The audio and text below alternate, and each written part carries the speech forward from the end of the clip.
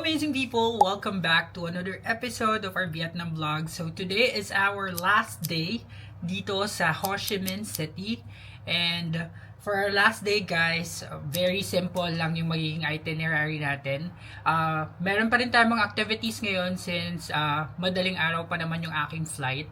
So first stop is we'll check out of this hotel, and since I have a lot of things, I was thinking baka pwedeng mag-store ng baggage somewhere here, pero since self-check-in nga dito, wala silang staff, walang lab, reception, ang pinaka-best choice ko na lang is mag-book ng iba pang hotel para doon ko mailagay yung mga luggages ko while exploring the area today. So naghanap ako ng hotel sa Klook na medyo mura, doon tayo lilipat, and then I'll just leave my luggages there para meron safe place for my luggages habang nag-explore tayo.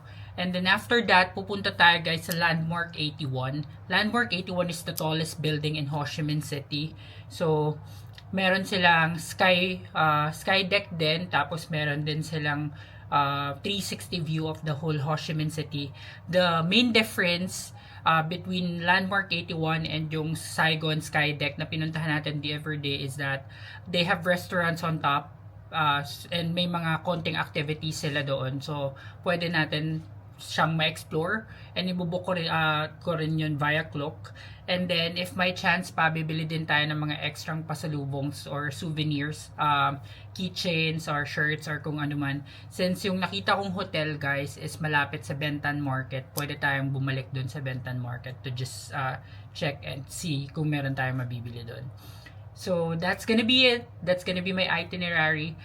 Later tonight, we'll head back to the airport para naman sa flight natin going back to the Philippines. So tara guys, samahan nyo ako. So guys, nandito na ako sa loob ng Grab, and ang lakas ng ulan. Buti na lang malapit lang yung hotel na lilipatan ko dito dun sa Cause Room. So sa Boy Bien Street lang siya. So mabilis lang tong biyahe. Pero tignan nyo guys, maaga pa lang ang lakas na ng ulan.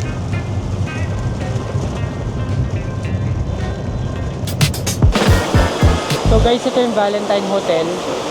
Sobrang lakas ng ulan. Pasok na tayo. So ito guys, may reception area na talaga. Tapos dito yung entrance. Ayan.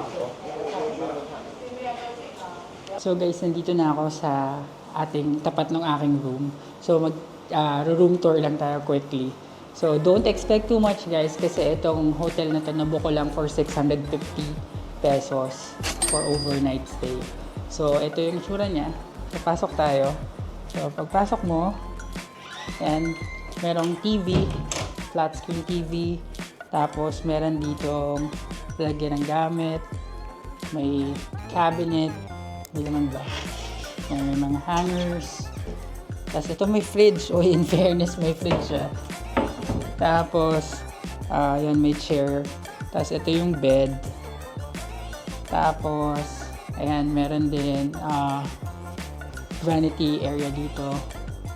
Tapos ito yung toilet niya. So of course may shower, and merong malaking mirror here. Tapos may mga towels naman. Kompleto naman sa toiletries. Medyo luma lang yung itsura ng hotel, pero 650 pesos lang siya guys. Overnight stay na. Ito yung pinakamura ata, or isa sa mga pinakamurang rooms na nakita ko sa Klook. Since mag-iwan lang naman tayo ng gamit, di naman tayo matutulog overnight. Mamayang gabi, alis na rin tayo.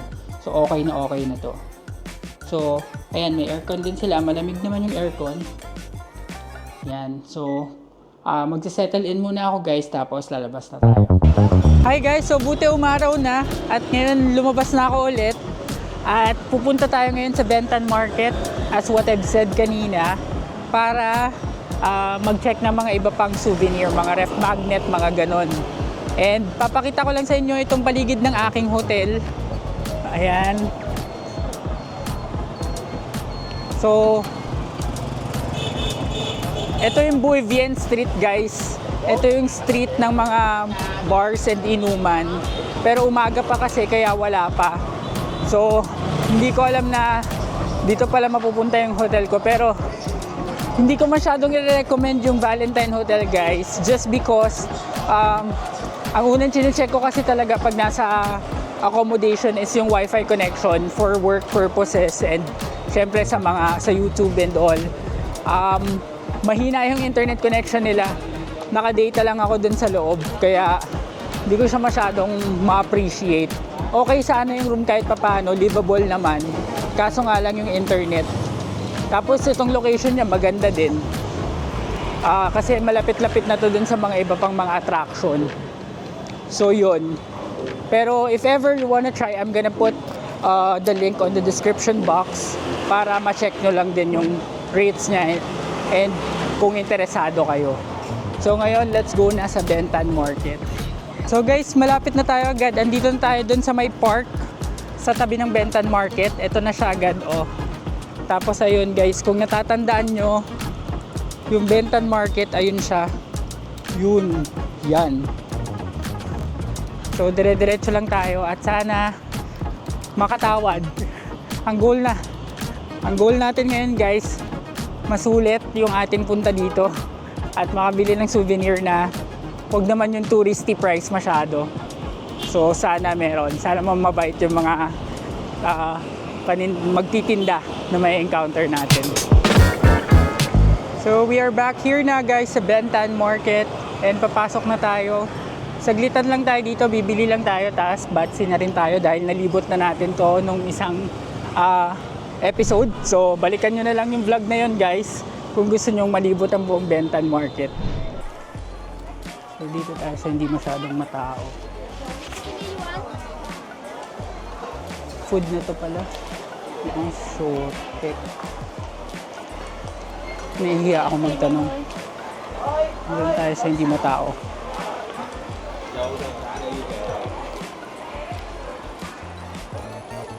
Ito dito. Yan guys, so puro mga ref magnet and keychain.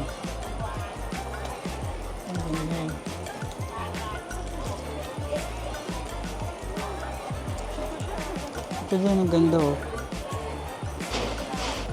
So guys, ito na yung binili ko. I bought this. And then ito is 80,000 dong. And then ref magnet. This one is 80.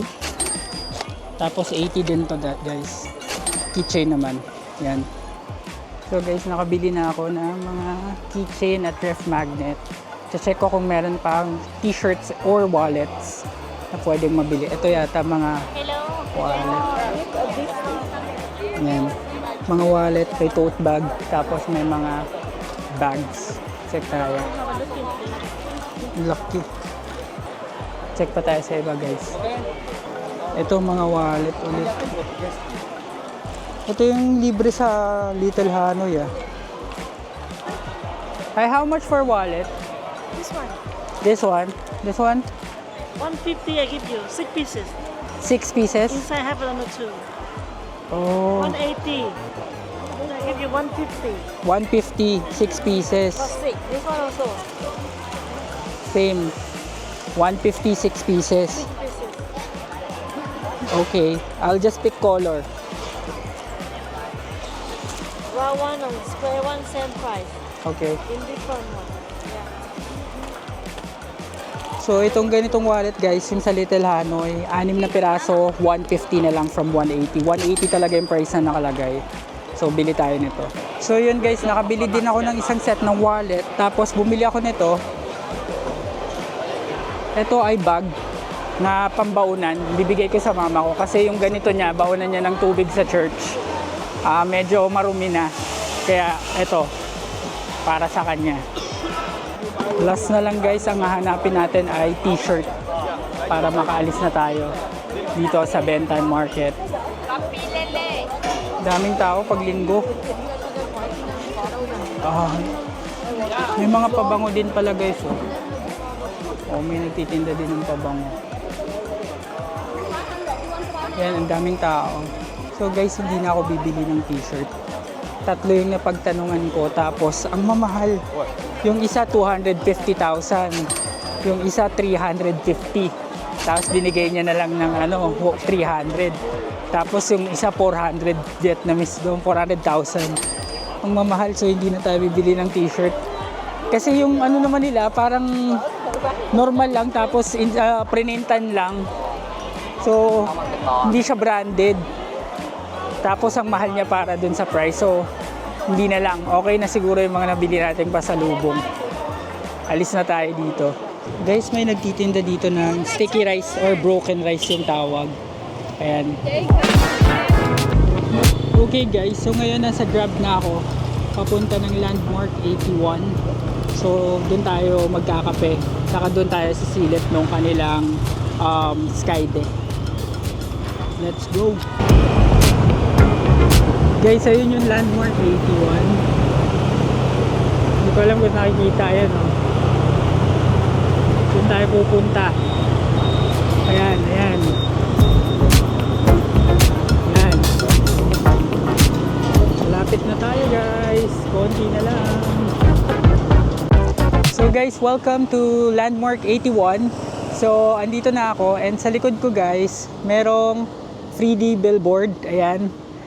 Meron palang mall dito sa baba. Papakita ko sa inyo. So, ayan, merong overpass. Tapos, merong Vincom Center, Landmark 81 branch. Tapos, ito yung kanilang 3D billboard. Ayan, para tong Eastwood, guys. Tapos, ito yung Landmark 81. Ayan. So, explore natin ito in a bit. Pasok muna tayo sa Vincom Center. So guys, akyat tayo dun sa bridge na yon kasi dun yung mas magandang view mag-picture ng Landmark 81 bago tayo pumasok.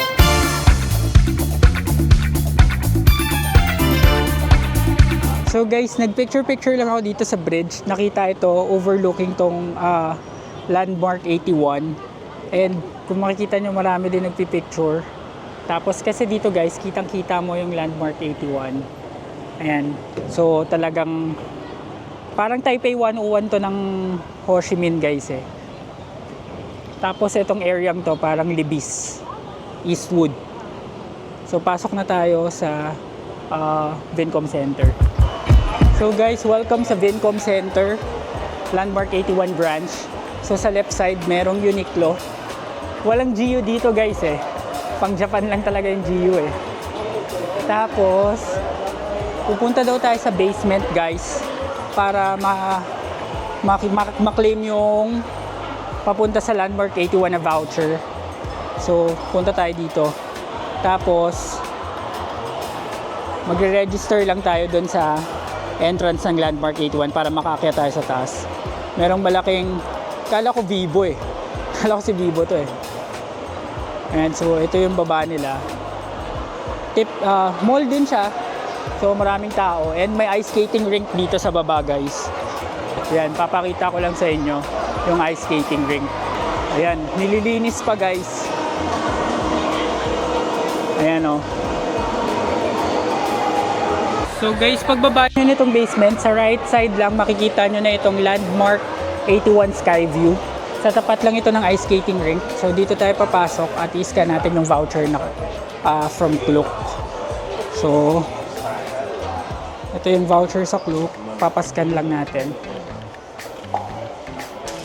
Hello. Klook? You need to change your tickets. This way. You go ahead. Okay. And right. We Okay. have the ticket counter over there. Okay. You must change your ticket. Thank you. Okay guys, so sabi nung nagbabantay dito, papa-exchange muna natin sa physical ticket tong voucher pala. Tama yung una kong naisip. So, paglabas mo nung entrance doon, kanan daw. Tapos, eto na guys pala. Ticket counter. Ayan, so kitang-kita, ticket counter, Skyview. So dito tayo magpapapalit ng ating ticket from Klook. So guys, nakaklaim na tayo ng physical ticket. Ito yung itsura niya. Ayan, papel yung bibigay sa'yo. Tapos ito is package na rin. Merong photo and VR game ng kasama na binook ko via Klook. So tandaan, use my promo code EMILCLOOK para may discount kayo sa inyong mga activities, flights, and hotels na ibubook via Klook. So ngayon babalik na tayo guys dito sa entrance and papasok na tayo. So bago makapasok guys, may outfit check muna dito. Ayan, matagal eh. Medyo nagka-problem yata dun sa ticket mong isa. So pagpasok mo guys, photo op muna kasi kasama to ng package. Here. Okay.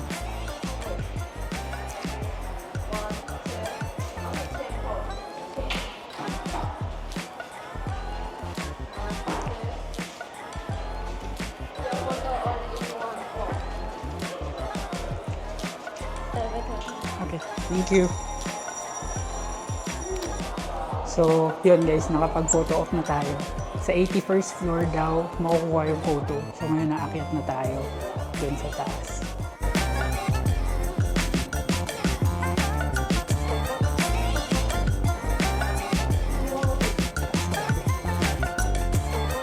Yan, hanggang 79 lang guys. Tapos, maghahagdan tayo hanggang 81st floor. So, welcome sa 79th floor ng Landmark 81 Sky Deck. So, dito yung Sky Deck mismo, guys. So, wow! Look at that! Yan. So, ikot muna tayo, guys. Ganda, guys, oh. So, kitang-kita na naman ang kabuuan ng Saigon or ng Ho Chi Minh. Dead end na to. Kala ko buong paikot. So, try natin umakyat pa guys sa 80th tsaka 81st. Sa kabilang side guys yung hagdan. So, lakad-lakad. Ito yung stairs papunta sa 80th tsaka 81st floor. Malamig dito. Ayan. Ang ganda guys. Again, bino ko to via Klook guys. Kung gusto nyo ma-experience, lalagay ko sa description box yung ating link para mabook nyo. Ito na sa 80th floor.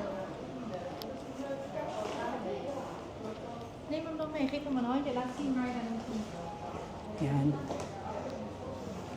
Meron ding restaurant dito sa 80th floor guys. Japanese restaurant. Ayan, kung gusto nyo makapasok sa ganyan, punta kayo dun sa Japanese restaurant. So, hagdan tayo ulit. Papunta naman ng 81st floor. Ito na yung pinakataas. Ayan, ito yung pinakamataas. 81st floor. At ito yung VR game guys. Dito din natin kukunin yung picture. Ayan. Ito yung view. Ganda. So dito guys, kukunin yung picture. Ayan o, meron pa palang akyatan dito. Ayan, dito ako magpapapicture. Parang Umeda Sky building to guys. So yan guys, ikot-ikot muna tayo dito sa baba. Kasi dito sa taas na to, kailangan may protective equipment. 4 at a time lang. 4 na sila doon. So, ito yung view ng Landmark 81 sa baba. Ayan. Ayun yung restaurant kanina guys. Oh. Dito sila, nandyan sa baba. So guys, ito, nakakit na tayo. At meron tayong protective gear. Ayan, nakatali siya. Nakatali siya dito guys para hindi ka makatakas or hindi ka maaksidente. At ito na yung pinakamataas na part. Yan. So, syempre magpipicture-picture tayo dito para may remembrance tayo dito.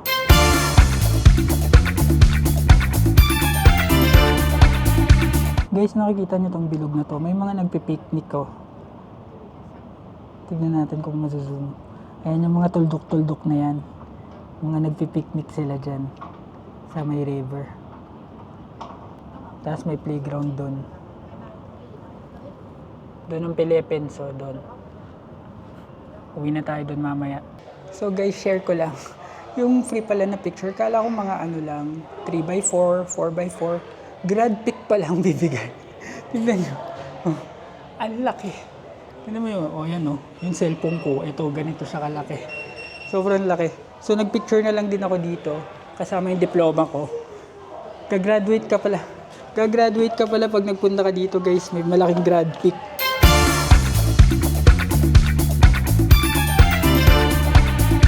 So guys, next is try na natin tong VR.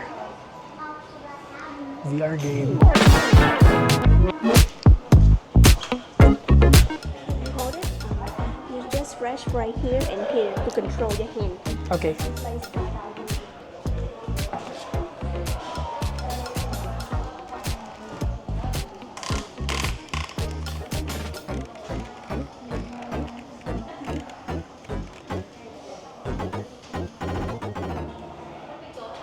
Okay, you hand down and wait for loading.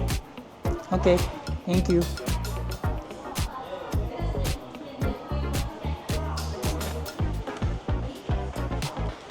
Okay, you press it. Look up and clap. Look up, look up. Okay.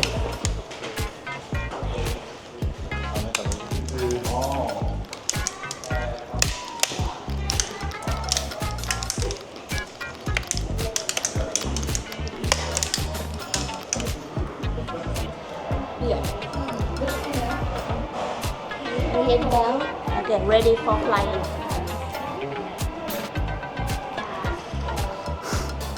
Okay, you can look around you. Thank you. So guys, katataas ko lang nitong VR. So, ang saya naman niya. Okay naman, parang paakyatan ka nila sa dito sa Landmark 81. Tapos skydive yung dulo. May mga parang challenges na kailangan mong matapos. So okay naman, sulit. So meron tayong picture, nakapunta tayo dito sa skydeck. Tapos nakapaglaro pa tayo ng VR. So we'll see kung meron pa tayo magagawa dito or bababa na tayo dun sa mall. So guys, pababa na ako ng mall. So babalik na tayo sa mall. And ayan, nakikita nyo sa likod may pa-background na ano. Parang bumababa ka talaga. Ayan. Oh, parang feel mo na bumababa ka talaga. And grabe yung sa tenga niya, yung pressure. Dahil nga mabilis yung pagbaba niya from a 79th floor going down. So, para kang nasa aeroplano kapag magte-take off or maglaland. Guys, guess what? May Cow's t-shirt dito. Yung white meron, tapos meron din yung black. And naka-sale pa siya, guys.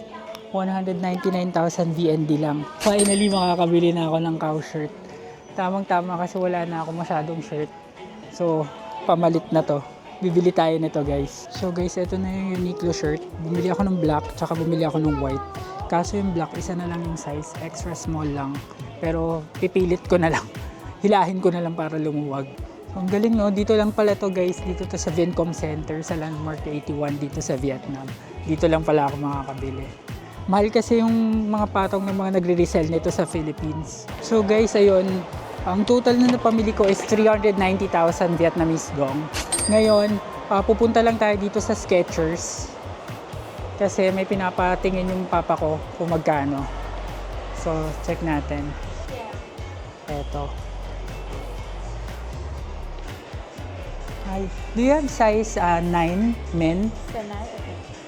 So guys, ito yung Skechers dito sa Vincom Center. Ayun yung pinapatingin nating kulay. Ayan, itong gray na to.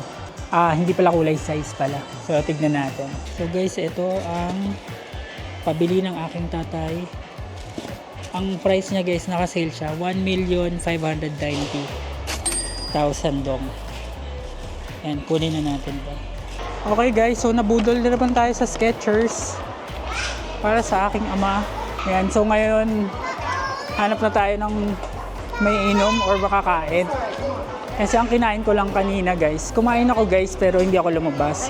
Nakapagluto pa kasi ako ng chicken. Yung mga chicken breast na binili ko nung isang araw. Yun, pinagluluto ko na kagabi kasi itong Hotel Valentine wala naman silang kitchen. So hindi din tayo makakapagluto. Yun yung naging lunch ko kanina. Tapos yung mga bottled water na nakuha ko doon sa Saigon Deck, yun naipon pa. Tsaka nakabili din ako ng tubig. Kaya solve tayo sa lunch kanina. So ngayon maghahanap lang tayo ng pagkakapihan dito. Guys, so marami ng tao dito sa ice skating rink ko. Yan. So guys, nandito tayo ngayon sa isang branch ng Maru. Bibili tayo ng may inom kasi nabasa ko sa Facebook or sa TikTok na isa to sa mga pinakamasasarap na chocolates dito sa Vietnam. So try natin. So guys, ito yung Maru Coffee. Tapos may tinda din sila mga chocolates. So ang in-order ko guys, itong Sola cookies, chocolate and cookies. So hanap muna tayo ng upuan. Ito yung mga chocolates nila. Tapos ito yung mga pastries.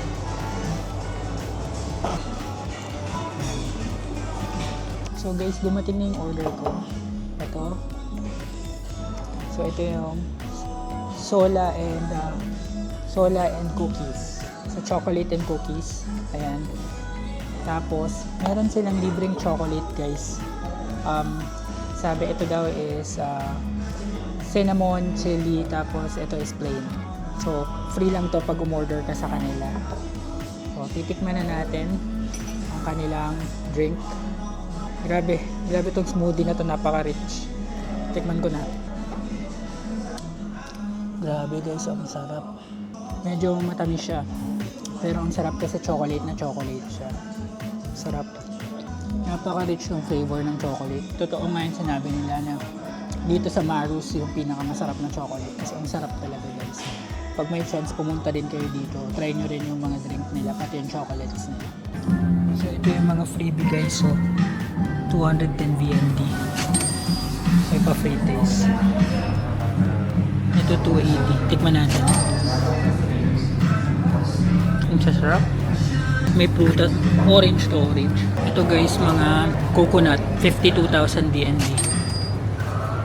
Iba-iba. May coconut, may fruit, may iron bar. Ito pang vegan.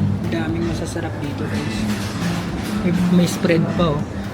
So guys, naghihintay na lang ako ng Grab pabalik ng aking hotel. Tapos magche-check out na tayo and pupunta na tayo sa airport para sa ating food. See you!